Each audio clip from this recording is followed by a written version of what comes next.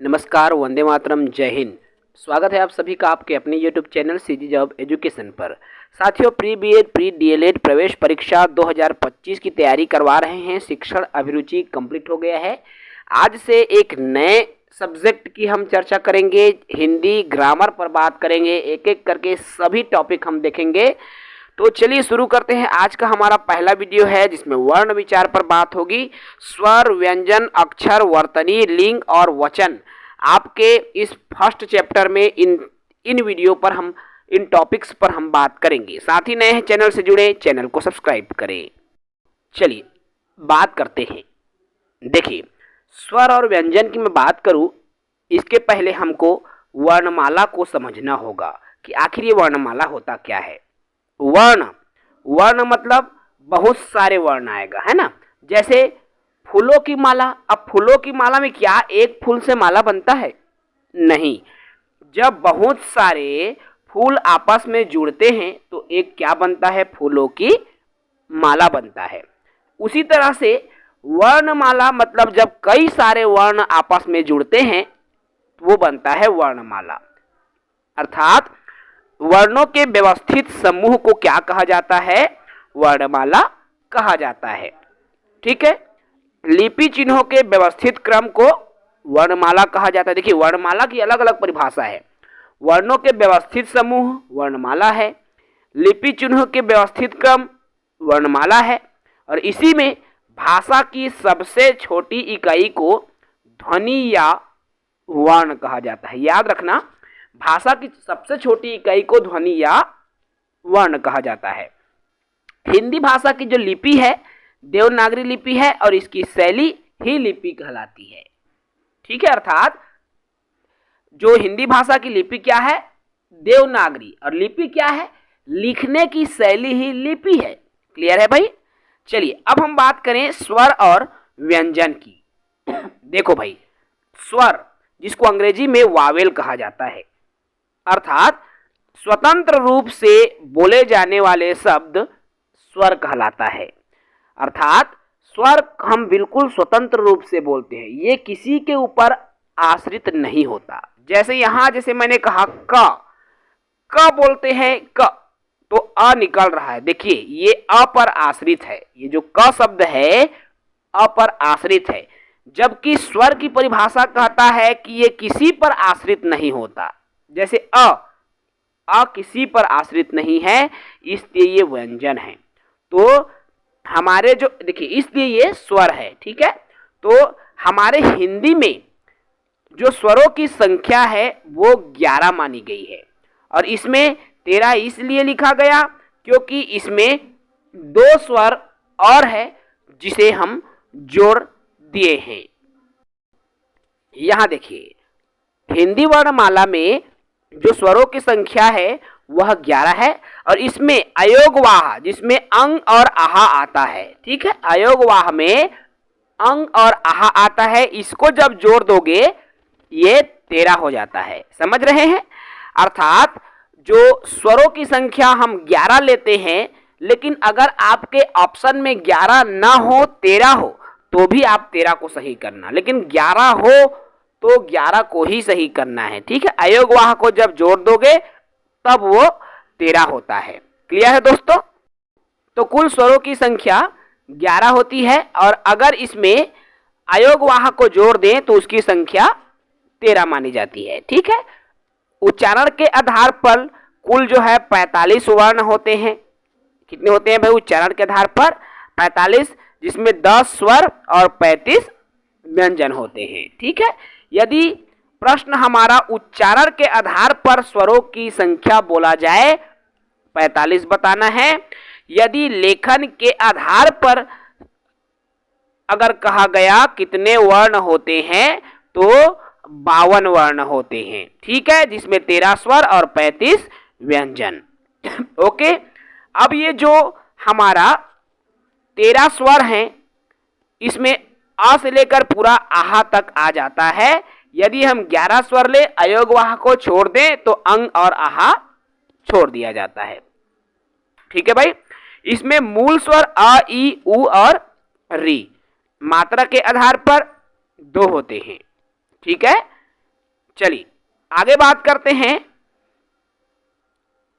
देखिए अनुस्वार और अनुनासिक, ये दो चीजें आपको बहुत जरूरी है। अनुस्वार जैसे कंगन मैंने यहां पर लिखा कंगन, अब कंगन में जो कम अंग की मात्रा है, केवल बिंदी है, ये होता है अनुस्वार। अगर यहीं पर जैसे आंख लिखा और आंख में चंद्र बिंदु लगा है तो चंद्र बिंदु मतलब उसी को अनुनासिक कहा जाता है। ठीक है भाई, चलो अब ये स्वरों के वर्गीकरण की बात करूं तो इस स्वर को 5 तरीके से वर्गीकृत किया गया है। एक है उत्पत्ति के आधार पर, दूसरा उच्चारण, जीभ के प्रयोग, होठों की स्थिति और मुंह के खुलने की स्थिति के आधार पर इस 5 प्रकार से स्वरों को वर्गीकृत किया गया है। चलिए बात करता हूं उत्पत्ति के आधार पर।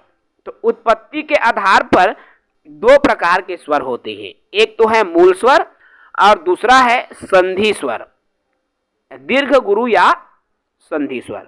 ठीक है, मूल स्वर अ ई उ री, इसको मूल स्वर कहा जाता है। और संधि स्वर, जो स्वर मूल स्वर के आपस में जुड़ने से बनता है उसको संधि स्वर, संधि मतलब जुड़ना है ना भाई, तो 2 स्वरों के योग से बनने वाले जो स्वर है उसको संधि स्वर कहा जाता है। ठीक है, अब मूल दीर्घ स्वर आ, बड़ा ई और बड़ा ऊ, संयुक्त स्वर बनेगा ए ऐ ओ औ, ये सभी क्या है विजाती स्वर हैं। ठीक है भाई, ये उत्पत्ति के आधार पर हुआ। उच्चारण के आधार पर बात करें, उच्चारण के आधार पर 3 प्रकार के स्वर होते हैं। क्या क्या 3 प्रकार के? ह्रस्व स्वर, दीर्घ स्वर और प्लुत स्वर। ठीक है, ह्रस्व, दीर्घ और प्लुत स्वर। ह्रस्व मतलब जिसमें उच्चारण करने में बहुत कम समय लगता है, जैसे अ ई उ री, उच्चारण करने में बहुत कम समय।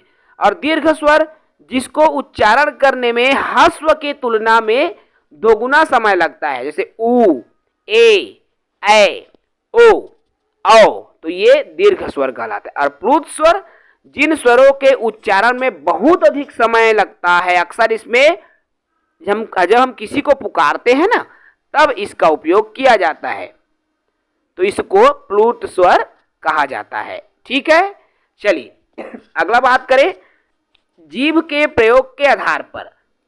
जीभ के प्रयोग के आधार पर 3 प्रकार के होते हैं, अग्र, मध्य और पश्च। अब अग्र स्वर क्या होता है जीभ के प्रयोग में? जिन स्वरों के उच्चारण जीभ के मध्य भाग का उपयोग करते हैं, अर्थात जिन स्वरों का उच्चारण करने के लिए हम जीभ के मध्य का भाग का उपयोग कर रहे हैं उसे अग्र स्वर कहा जाता है। जैसे ई ए ऐ री, ये अग्र स्वर है। ठीक है, मध्य स्वर क्या है भाई? तो देखो जिन स्वरों के उच्चारण में जीभ के मध्य भाग में आता है उसे मध्य पद। देखो अब जीभ के आगे भाग में आएगा उसको अग्र स्वर, जीभ के मध्य में आएगा उसको मध्य स्वर, जैसे अ। ठीक है, और पश्च स्वर जीभ के पिछला भाग में जब प्रयोग हो तो उसको पश्च स्वर कहा जाता है। आ उ ओ औ, तो ये सभी क्या में आएगा? पश्च स्वर में आएगा। ठीक है, ऐसे ही होठ की स्थिति के आधार पर, ओष्ठ की स्थिति के आधार पर 2 प्रकार के होते हैं, एक है वृत्तमुखी और एक है अवृत्तमुखी। जैसे हम कोई भी उच्चारण करते हैं ना, जैसे हम होठ को गोल बनाते हैं तो वो वृत्ताकार बन जाता है, गोलाकार बन जाता है। जैसे ऊ, आप ऊ बनाओ तो ये वृत्तमुखी है, ऊ ओ औ, इसमें गोल बन रहा है ना, मुंह एकदम हमारा होठ जो है एकदम गोल हो जा रहा है, इसलिए ये वृत्तमुखी है। अवृत्तमुखी जिस उच्चारण में होठों की स्थिति गोलाकार नहीं होती, अर्थात गोल नहीं बनता, जैसे अ आ ए ऐ, ये अवृत्तमुखी कहलाता है। क्लियर है भाई? ये रहा स्वर। आगे बात करता हूं व्यंजन की। तो देखो कंसोनेंट जिसको अंग्रेजी में कहा गया है, व्यंजन की परिभाषा। व्यंजन की बात करूं तो देखिए स्वर की सहायता से बोले जाने वाले वर्णों को व्यंजन कहते हैं, अर्थात स्वर की सहायता से बोला जाता है। जो व्यंजन है उसको स्वर की सहायता से, जैसे मैंने कहा क, तो अ, इसमें आ रहा है, क अ लास्ट में आ रहा है ना, अर्थात बिना स्वर की सहायता से हम बोल ही नहीं सकते। और हिंदी में 39 होती है, जिसमें 25 स्पर्श व्यंजन, 4 अंतस्थ व्यंजन, 4 उष्ण व्यंजन और 4 संयुक्त व्यंजन और 4 द्विगुण व्यंजन। ठीक है, अर्थात व्यंजन को इन्हीं 5 भागों में डिवाइड किया गया है। सबसे पहले बात करूं स्पर्श व्यंजन, तो जिन व्यंजनों का उच्चारण जीभ के मुख के किसी न किसी भाग से होता है उसको स्पर्श व्यंजन, ये आपको स्क्रीन पर दिख रहा है, स्पर्श व्यंजन है। ठीक है, देखो इसको एक ट्रिक को याद रखो, इसका जो ट्रिक है क ता मु द ओ, तो ये कतामुदो, इसका ट्रिक आपको दिमाग में बैठा लेना है, कतामु दो करके। ठीक है, तो देखो कंठ से क ख ग घ अंग, ता से तालव्य से च छ ज झ य, कतामु दो, इसको ऐसे याद रखो और इसको फिर लाइन से उसी में 5-5 का आप रखते जाओ, आपके दिमाग में आ जाएगा। अंतस्थ, अंतस्थ में आएगा य र ल व, ये 4 आएगा, य र ल व, ये सभी किस में आता है, आपका अंतस्थ में आता है। ठीक है, आगे बात करूं उष्ण या संघर्षी व्यंजन। उष्ण, उष्ण मतलब गर्मी, उष्मा, जब हम बोलेंगे तो हमारे मुंह से भाप निकले तो समझ जाओ ये उष्ण व्यंजन होगा। जैसे श श श ह, देखो भाप निकल रहा है ना शरीर से, हमारे मुंह से, इसलिए उष्ण या संघर्षी व्यंजन कहलाता है। उसके बाद आता है संयुक्त व्यंजन। संयुक्त मतलब जुड़ना, जब 2 या 2 से अधिक व्यंजन या 2 व्यंजन जब आपस में जुड़कर बने तो वो संयुक्त व्यंजन कहलाता है। जैसे अक्ष, त्र, ज्ञ, ये सभी संयुक्त व्यंजन है। उसके बाद आता है द्विगुण, जो कि 2 गुण प्रस्तुत करता है, जैसे अंग, ढ, तो ये द्विगुण व्यंजन में आएगा। ठीक है भाई, समझ में आ गया स्वर और व्यंजन क्या होता है। चलिए स्वर व्यंजन के बाद अब मैं बात करता हूं वर्तनी की। आखिर ये वर्तनी क्या होता है। वर्तनी मतलब किसी शब्द में आए हुए अक्षरों को मात्राओं सहित लिखने की रीति को वर्तनी कहते हैं। अर्थात जब हम कोई शब्द लिखते हैं, जैसे मैंने अपना नाम लिखा, मैंने कोई शब्द लिखा और उसमें जो जो भी अक्षर आ रहा है, जो जो भी मात्रा आ रहा है, और इस मात्रा को लिखने की जो तरीके हैं, रीति है, उसी को क्या कहा जाता है, वर्तनी कहा जाता है। ठीक है, अब जो है हम कोई अक्षर लिखते हैं तो लिखते समय बहुत सारे सावधानी रखना पड़ता है। क्योंकि हिंदी है भाई, हिंदी में बहुत गलती होती है, इसलिए लिखते समय कुछ सावधानियां हैं। मैं एक एक करके पॉइंट टू पॉइंट बताने का प्रयास करूंगा।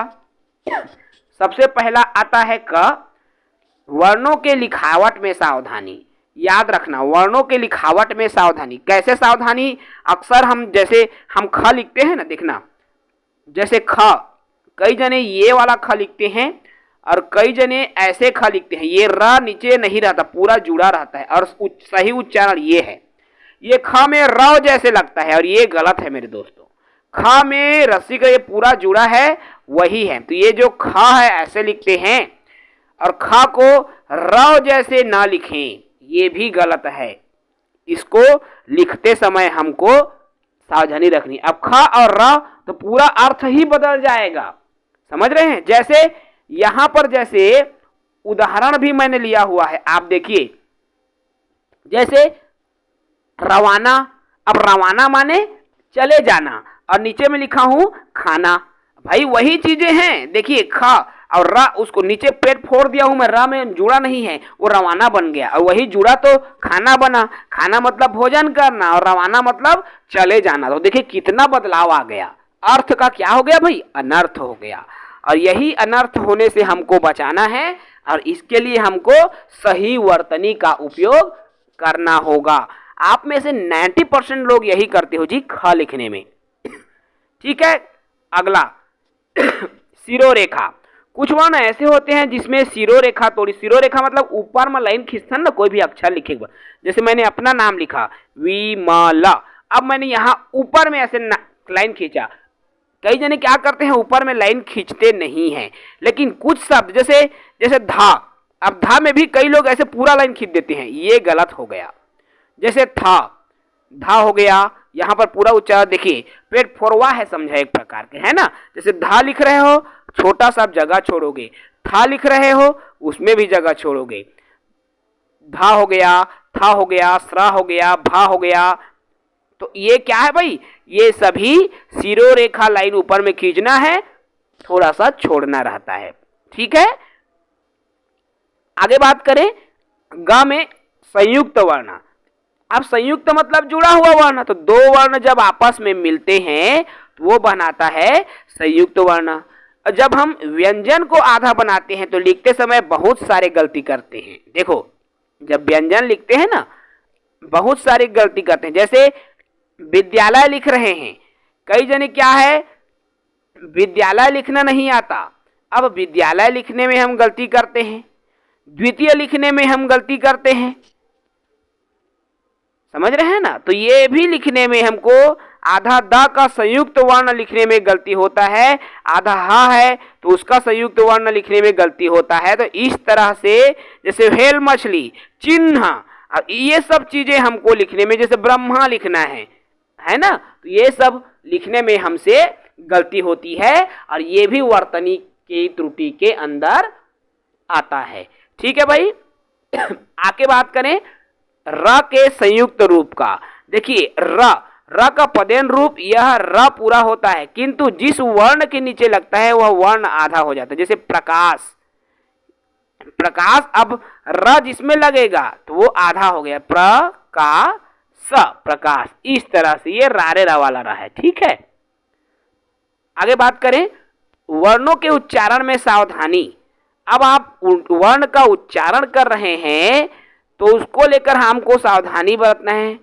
जहां ई उपस्थित नहीं हो, जैसे स्टेज, कभी कभी क्या होता है, जैसे ये लिखा है हमारा स्कूल, अब इसको हम कहते हैं स्कूल, और इसी को कई जने क्या कहते हैं सकुल, सकुल, स्कूल जा रहे हैं, ऐसा नहीं है, स्कूल, स्कूल, स्कूल। तो ये चीजें उच्चारण में आनी चाहिए, ठीक है भाई। आगे बात करूं, यदि स के बाद य से ह तक में कोई व्यंजन आए तो स की ध्वनि श ही होती है, जैसे स्याही, इस स्याही नहीं बोलते, स्याही, ठीक है। तो ये उच्चारण है भाई, स्लाइस, स्लिप, तो ये सब चीजें हमको ध्यान देना होगा, ठीक है मेरे दोस्तों। तो ये हो गया आपके वर्तनी। आगे बात करें, चलिए अब हम बात करते हैं लिंग की, जिसको अंग्रेजी में जेंडर कहा जाता है। आखिर ये लिंग क्या होता है? तो साथियों, मेरे दोस्तों, मेरे यारों, लिंग को आप सब जानते हैं। हमारे देश में एक तो मुख्य दो लिंग होंगे, स्त्रीलिंग और पुल्लिंग। इसके अलावा एक और लिंग होता है जिसको उभय लिंग कहा जाता है, लेकिन दो लिंग ही प्रमुख है, स्त्रीलिंग और पुल्लिंग, लड़का और लड़की, क्योंकि यही दो लिंग है जो कि महत्वपूर्ण होते हैं हमारे मानव समाज में, है ना भाई। लिंग क्या है? संज्ञा के जिस रूप में स्त्री या पुरुष जाति का बोध होता है उसे लिंग कहा जाता है। अर्थात संज्ञा की वह रूप जिससे हमको ये पता चले कि ये लड़की है कि लड़का, वही लिंग कहलाता है। अर्थात उसकी जाति पता चलता है, स्त्री जाति का है कि पुरुष जाति का, वो लिंग से पता चलता है, ठीक है। लिंग की प्रकार की बात करें, हिंदी वर्णमाला में ये दो प्रकार का होता है, स्त्रीलिंग और पुल्लिंग। लेकिन जब हम संस्कृत पढ़ते हैं तो उभय लिंग भी पढ़ते हैं, लेकिन हिंदी में केवल स्त्रीलिंग और पुल्लिंग दो ही लिंग पढ़ते हैं, ठीक है। अब पुल्लिंग क्या है? जिस रूप में नर जाति का बोध हो, अर्थात लड़का का बोध हो, वहां पर पुल्लिंग होगा, और जहां स्त्री जाति का बोध हो, नारी जाति का बोध हो, वहां पर स्त्रीलिंग होता है, ठीक है। चलिए, स्त्रीलिंग और पुल्लिंग की पहचान कैसे करें? सबसे पहले तो आप सर्वनाम की मदद से कर सकते हो। बहुत बेहतरीन ट्रिक है भाई, इसको अगर फॉलो कर दिए आपका प्री बीएड धमाकेदार चलेगा। सबसे पहले सर्वनाम की मदद से आपको करना है। सर्वनाम जैसे ये कार, अब ये कार स्त्री है कि पुरुष है, इसको एक वाक्य के रूप में रख के देखो। यह मेरी कार है, यह मेरा कार है बोलते हैं क्या? नहीं, यह मेरी कार है, तो कार स्त्रीलिंग हो गया। मेरी बोल रहे हो ना, वहां पर कार के पहले क्या बोल रहे हो? मेरी कार। जैसे बैग, अब यहां पर आ गया बैग। अब बैग को आप क्या बोलते हो? मेरी बैग बोलते हो कि मेरा बैग बोलते हो? मेरा बैग। अब बैग के पहले आपने मेरा बोला तो ये हो गया पुल्लिंग, समझ रहे हो? जैसे पुस्तक, पुस्तक, यह मेरी पुस्तक है, यह मेरा पुस्तक है नहीं बोलती, यह मेरी पुस्तक है, तो ये स्त्रीलिंग है। तो इस तरह से आप क्या करोगे? सर्वनाम की मदद से आप बता सकते हो कि ये स्त्रीलिंग है या पुल्लिंग है। ठीक है भाई। दूसरा तरीका है क्रिया की मदद से। देखो, क्रिया की मदद से आप कैसे बता सकते हो? जैसे कार, यह मेरी कार है, स्त्रीलिंग है मैंने कहा। अब इसको क्रिया की मदद से, है ना, तो कार होती है ना, कार होती है, सेब होता है। तो ये आपको क्रिया के मदद से आप इसको बता सकते हो। विशेषण की मदद से, जैसे अच्छी कार है, उनकी कार बहुत अच्छी है बोलते हैं ना, उनकी कार बहुत अच्छा है बोलते हैं क्या? उनकी कार बहुत अच्छी है। तो उनकी क्यों बोले? क्योंकि ये जो कार है उनकी विशेषता बता रही है, बहुत अच्छी। अच्छा नहीं, अच्छी बता रही है। अच्छी मतलब लड़की के लिए, तो स्त्रीलिंग है, समझ रहे हैं? अब बहुवचन बनाकर भी जो है हम इसकी पहचान कर सकते हैं। चलिए अब बात करें हम पुल्लिंग किसको किसको मानेंगे। तो देखो, पर्वत के नाम पुल्लिंग है, जिसमें हिमालय पर्वत, कैलाश पर्वत, अरावली, विंध्याचल, नीलगिरी आदि। देश के नाम जैसे भारत, चीन, अमेरिका, नेपाल, जापान, भूटान, ये भी पुल्लिंग है। अनाज के नाम गेहूं, चावल, ज्वार, बाजरा, ये भी पुल्लिंग है। हिंदी के महीनों के नाम चैत, बैसाख, जेठ, आषाढ़, सावन, भादो, कार्तिक, कुआर, अगहन, पूस, माघ, फागुन, ये भी है। दिनों के नाम सोम, मंगल, बुध, गुरु, शुक्र, शनि, रवि, ये भी पुल्लिंग है। इसके अलावा पेड़ के नाम पीपल, बरगद, आम, अमरूद, केला आदि, ये भी पुल्लिंग है। इसके अलावा आपके रत्नों के नाम हीरा, पन्ना इत्यादि भी पुल्लिंग है। और द्रव्य पदार्थ जिसमें पानी, सोना, चांदी, तांबा, ये भी क्या है भाई? पुल्लिंग है। ठीक है। चलिए आगे बात करूं मैं स्त्रीलिंग की पहचान। देखिए, पुल्लिंग में कुछ और पॉइंट है, जैसे शरीर के अंगों के नाम भी प्रायः जो है पुल्लिंग होता है। ठीक है मेरे दोस्तों। चलिए स्त्रीलिंग की पहचान की बात कर लूं कि स्त्रीलिंग को हम कैसे पहचानें। ठीक है। तो देखो भाई, स्त्रीलिंग की पहचान सबसे पहले तो भाषा, जो भाषा है वो स्त्रीलिंग है। जैसे हिंदी, तेलुगु, पंजाबी, गुजराती, मराठी, सभी भाषा किसमें आता है? स्त्रीलिंग में आता है। बोली जो लिपि है, जैसे देवनागरी लिपि, भोजपुरी बोली, तो ये सभी किसमें आएगा भाई? आपका स्त्रीलिंग में आएगा। इसके अलावा नदियों के नाम जैसे गंगा, जमुना, सरस्वती, स्त्रीलिंग है। तारीख और तिथि के नाम भी स्त्रीलिंग है, जबकि पहली, दूसरी और पूर्णिमा आदि जो है ना, जैसे पहली, दूसरी, पूर्णिमा इत्यादि सभी क्या है? स्त्रीलिंग के उदाहरण है। इसके अलावा ग्रह, नक्षत्र के नाम भी जो है आपके क्या है भाई? पुल्लिंग है। जैसे अश्विनी, भरणी, रोहिणी नक्षत्र, तो ये सभी किस में आता है? पुल्लिंग में आता है। जिस संज्ञा शब्दों के अंत में खा हो वह प्रायः स्त्रीलिंग होते हैं, जैसे ईख, राख, चोख, कोख आदि, तो ये किस में आएगा मेरे दोस्तों? तो ये स्त्रीलिंग में आएगा। ठीक है। चलिए स्त्रीलिंग पुल्लिंग समझ में आ गया। और अब हम देखते हैं वचन। अब वचन की जब बात आती है तो वचन का अंतर लगभग है, आपका अभिप्राय, संख्या। तो वचन मतलब संख्या, कितनी संख्या में है वही वचन है। ठीक है, सामान्य भाषा में यही समझो, संख्या है वजन का अभिप्राय। अब संज्ञा या सर्वनाम के जिस रूप से एक या एक से अधिक का बोध हो उसे वचन कहा जाता है। वचन की प्रकार की बात करो तो हिंदी भाषा में दो प्रकार के वचन है, एक वचन और बहुवचन। अब एक वचन क्या है? संज्ञा के रूप में, जिस रूप में एक ही पदार्थ का बोध हो उसको एक वचन कहते हैं। जैसे लड़का, रात, किताब। संज्ञा के जिस रूप में अधिक पदार्थों का बोध होता है उसको क्या कहा जाता है भाई? बहुवचन कहा जाता है। ठीक है, तो ये है वचन।